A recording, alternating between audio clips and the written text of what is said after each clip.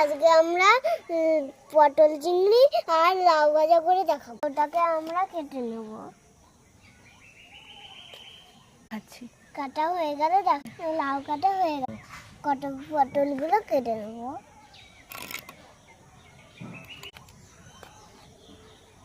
আমার পটলগুলো কাটা অলরেডি হয়ে গেছে। এবার সব সবজিগুলো ভেজে নেব। কড়াইটা বসিয়ে দেবো। এবার তেল দিয়ে দেবো। পটলগুলো দিয়ে দেবো।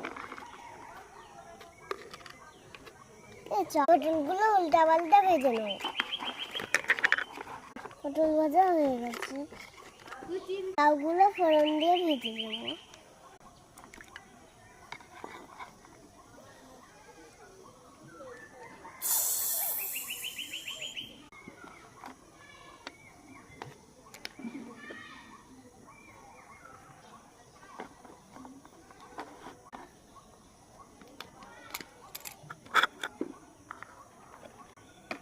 পটলের জন্য আমরা চিংড়ি মাছগুলো ভেজে নেব।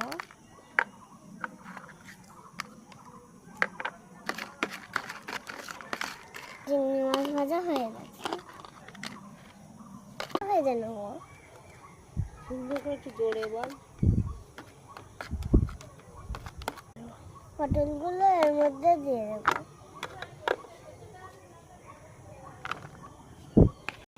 এটা হয়ে গেছে, নামিয়ে নেব।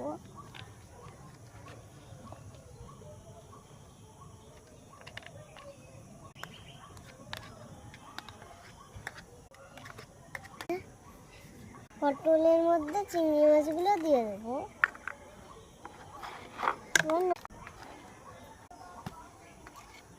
একটু ঢাকা দিয়ে দেবো।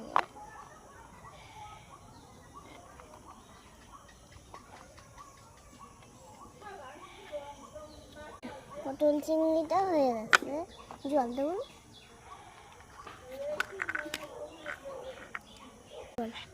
ভাতগুলো আগে করা হয়ে গেছিল। পটল চিংড়ি পাশে দিয়ে দেব। এই লাউ ভাজাও দিয়ে দেব। জল ঢেলে নেব।